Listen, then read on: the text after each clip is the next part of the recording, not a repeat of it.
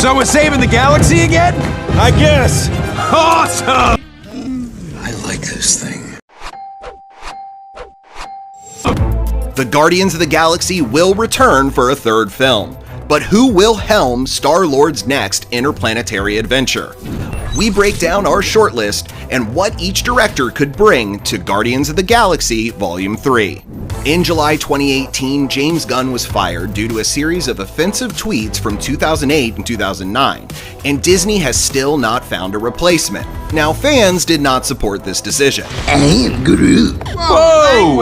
Hey! And the cast petitioned for Gunn to be rehired, but Disney stood firm. Within a month, replacement rumors swirled when Thor Ragnarok director Taika Waititi met with Marvel. My name is Korg, I'm kind of like the leader in here. Waititi is an obvious choice for the gig. Ragnarok was a critical and box office hit because of the New Zealander's fresh take on the character of Thor and his non-stop zany humor that would be right at home in this galaxy. Doesn't sound right. Well, it's true. Now, there is a good chance that the Marvel meeting was not about Waititi jumping on board Guardians, but instead his likely return to direct a fourth installment of Thor. Everything's gonna be all right now. I got this. Michelle MacLaren and Travis Knight are two names that have been consistently thrown into the ring. MacLaren is a queen of TV with 2 Emmys for Breaking Bad and directing credits on The Walking Dead, Game of Thrones, The Leftovers, and Westworld. I've evolved into something new. She's attached to direct Cowboy Ninja Vikings starring Chris Pratt, so if all goes well on that set, he could champion the consistent and versatile MacLaren for an action-packed Guardians 3. I think it's a really good balance between both of your points of view. You're despicable. On the other hand, Travis Knight makes the list for turning around the Transformers franchise. Michael Bay's The Last Knight, no relation to Travis, was a costly disaster that scuttled Paramount's plans for a Transformers cinematic universe. Baby, free at last! Thank Megatron, I'm free at last! After 2 Oscar noms for animating and directing with his stop-motion studio Laika, Knight was hired to reboot Transformers. Bumblebee may have been a moderate success at the box office, but Knight proved he could tackle live action, and the critics agreed, making a complete 180 in the reviews from the oft-reviled franchise. I know where you live, Enrique. Say hello to your wife for me. 2 more directors we'd love to see in contention for the Guardians 3 gig are Korean master Bong Joon-ho and up-and-comer Marielle Heller. Wait, who are you? Before crossing the Pacific to direct the criminally underrated Snowpiercer, Bong Joon-ho blended CGI wizardry and a heartfelt study of a deeply dysfunctional family for The Host, and broke box office records in his native South Korea.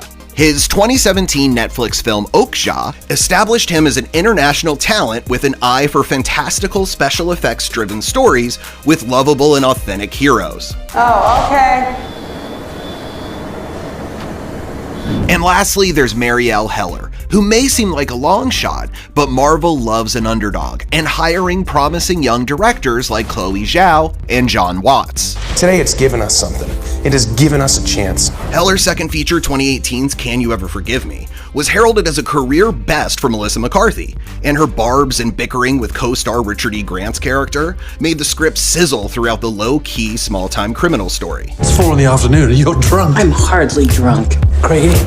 Top her up. Heller is finishing her Mr. Rogers biopic with Tom Hanks for 2019, but her deft ear for dialogue and knack for making an absolute heel into a hero for Forgive Me would be perfect for the Guardians. I'm Mary Poppins, y'all! If Marvel is still planning Guardians 3 for a 2020 release, they'll need to hire a director soon. A long time ago, in a galaxy far, far away, a who's who of Hollywood stars lined up for the 3-part conclusion to one of the greatest franchises of all time. So, who is the Force strongest with for the latest Star Wars trilogy? When J.J. Abrams signed on for The Force Awakens, he reportedly first considered big stars for his female lead, including Jennifer Lawrence and Shailene Woodley. However, the director decided to go for a lesser-known actress and began canvassing Hollywood. Elizabeth Olsen was asked to audition but declined because she was already contracted to play the Scarlet Witch in Marvel's Avengers franchise. It hurts.